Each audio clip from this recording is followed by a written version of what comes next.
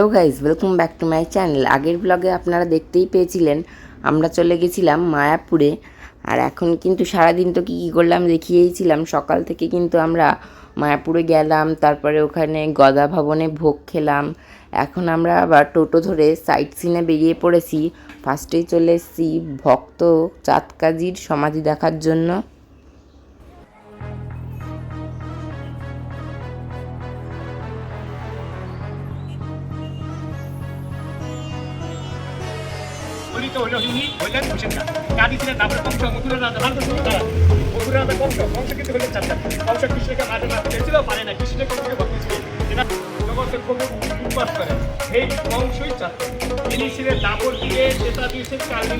রাবণের মামা বলিত, তারপরে হইলেন কৃষ্ণের মামা বলিত, হইলেন চাঁদকাজি মহাপুর ধর্ম মামা। তারপরেই চলে এলাম নিমাইয়ের মাসির বাড়ি দেখার জন্য। এই যে মহাপ্রভু নিমাইয়ের মাসির বাড়ি। আর বেশ ঠান্ডা ঠান্ডা ওয়েদার ছিল মোটামুটি, তারপরে একটু গরমও ছিল। আর যেহেতু আমরা গরমকালে গেছি, গরমের ছুটিতে গেছি, তো তাই জন্য একটু কষ্ট হচ্ছিল গরমে। তবে আমরা জ্যৈষ্ঠ মাসে গেছিলাম, আর জ্যৈষ্ঠ মাসটা কিন্তু এই বছরের জ্যৈষ্ঠ মাসটা কিন্তু পুরুষোত্তম মাস পড়েছিল, তাই জন্যই আমাদের আরও বেশি করে যাওয়া। যেহেতু পুরুষোত্তম মাসে কিন্তু এই মায়াপুরে গেলে খুবই ভালো হয়।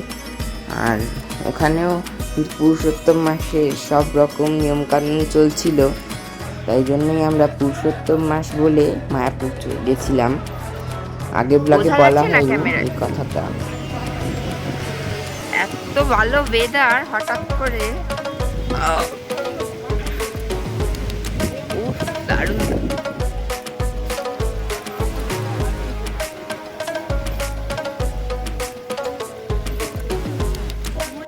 দেখতেই পেলেন হঠাৎ করে কিন্তু ওয়েদারটা এত ভালো গেছে। বলছিলাম না এক্ষুনি ওখানে আমাদের গরমে কষ্ট হচ্ছিল, তারপরে হঠাৎ করে দেখি এত মোটামুটি হাওয়া ছিল, তারপরে এত হাওয়া ছাড়লো, হঠাৎ করে ঝড় উঠেছে। ঝড় যেন একদম বিশাল ঝড় উঠেছে, হয়তো ক্যামেরায় বোঝা যাচ্ছে না, বাট আমরা তো ছিলাম, বুঝতে পেরেছি এত জোর ঝড় উঠেছিল।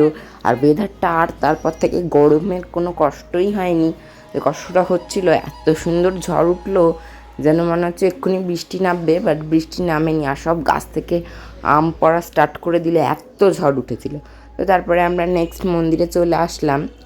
তো সেটা তো ভিডিও করা, অনেক মন্দিরে বালন বোর্ডে অনেক মন্দিরের ভিডিও করা হয়নি। এর থেকে আমরা বেশি প্লেস ঘুরেছি, মানে বেশি সাইট সিন করেছি, বাট যেহেতু ভিডিও করা বারণ, তাই জন্য আর একটু একটু করে ভিডিও করা হয়নি।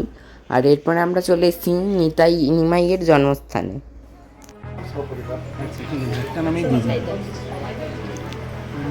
সৌমিতা দত্ত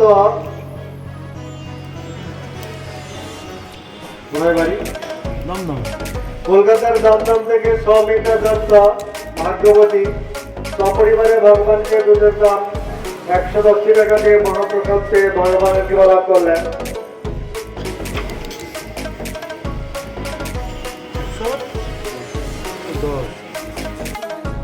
এই যে দেখতেই পেলেন আমরা কিন্তু নিমাইয়ের জন্মভূমিতে গিয়ে ওখানে বলছিল মহাপ্রভুর দুধের দাম দিলে নাকি ওই মহাপ্রসাদ দেওয়া যায়, মানে ওরা ওখান থেকে দেয়।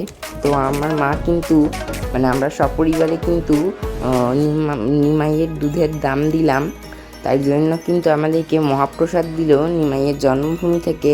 আর তারপরে আমরা আবার আরেকটি মন্দিরে চলে এসেছি। আমরা এই মন্দিরটা ঠিক মনে নেই কী যেন বেশ নামটা, আর এইটাও ভিডিও করা বারণ বলে ভেতরটা করা হয়নি। এখানে কিন্তু আমরা বাইরে দিয়ে তিলক কাটছিলাম।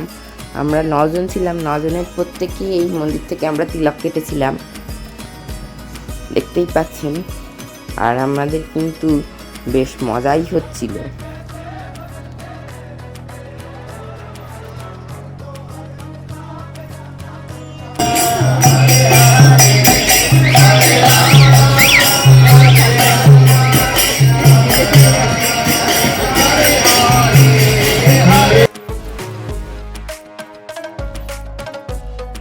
দেখতেই পেলেন এখানে নগর কীর্তন হচ্ছিল। আর এইখানে দেখুন আমরা আবার মন্দিরের ভেতরে ঢুকে গেছি 1 নম্বর গেট দিয়ে। এখন আমরা যাচ্ছি সন্ধ্যে আরতি দেখার জন্য। সন্ধ্যা আরতি 6:30 থেকে হয়, তো আমরা সন্ধ্যা আরতি দেখার জন্য যাচ্ছি এখন। তো মন্দিরের ভেতর তো ভিডিও বারণ। তারপরে অনেকক্ষণ পর, তখন প্রায় 7:15-20 বাজে, তখন আমরা আরতি দেখে বেরিয়ে এখানে চায়ের দোকানে চা খেতে এসেছি। আর আমরা কিন্তু আরতি দেখলাম, একদমই ফার্স্ট টাইম ছিল আমার কাছে। আমি প্রথমেই মায়াপুরের রাধাকৃষ্ণ দর্শন করলাম। আর এখানে আমরা চা বিস্কুট খেতে এসেছি। আর ফ্যামিলির সঙ্গে থাকলে যা হয়, দারুণ হাসি ঠাট্টা হচ্ছিল। দেখতেই পাচ্ছেন, আমাদেরকে দেখেই বুঝতে পারছেন যে আমরা কত পরিমাণে হাসি ঠাট্টা আনন্দ মজা করছিলাম।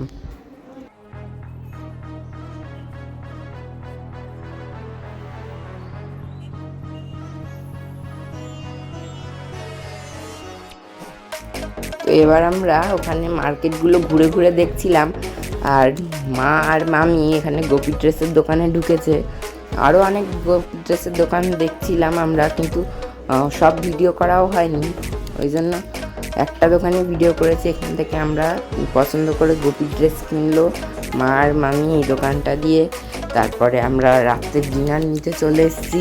আমরা আমাদের হোটেলে কিন্তু ডিনার মানে বাইরে থেকে খাবার নিয়ে গেলে অ্যালাউ করে। তো তার জন্য আমরা এখানে চলে এসেছি। এখানে যেহেতু ভেজ বিরিয়ানি বিখ্যাত, মায়াপুরের ভেজ বিরিয়ানি, এখানে মাসির বিরিয়ানি খুব ফেমাস ছিল। তো তার জন্য আমরা মাসির বিরিয়ানির দোকান থেকে বিরিয়ানি পার্সেল করালাম।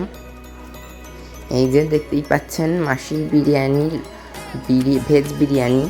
এখানে কিন্তু একটা আলু বিরিয়ানি আর অনেকগুলো করে সয়াবিন দিচ্ছিল। আর তার সঙ্গে কিন্তু 2-1 পিস পনিরের টুকরোও দিচ্ছিল। অনেক জায়গায় দেখেছি ভেজ বিরিয়ানিতে এঁচোড়, ফুলকপি এগুলোও দেয়। এখানে এই মাসির বিরিয়ানিতে কিন্তু দেয়নি, খালি সয়াবিন আর পনির দিয়েছিল। বেশ ভালোই ছিল ভেজ বিরিয়ানি হিসাবে। তো আমাদের খুবই ভালো লেগেছিলো। এই যে আমরা হোটেলে এনে সব খেয়ে নিচ্ছি পরপর। তো আজকের ভিডিওটা এই পর্যন্তই। পরের দিন কী করলাম সেটা জানতে হলে দেখতে হবে পরের ভিডিও। তো আজকের ব্লগটা ভালো লাগলে লাইক, শেয়ার, সাবস্ক্রাইব করে দেবেন। টাটা।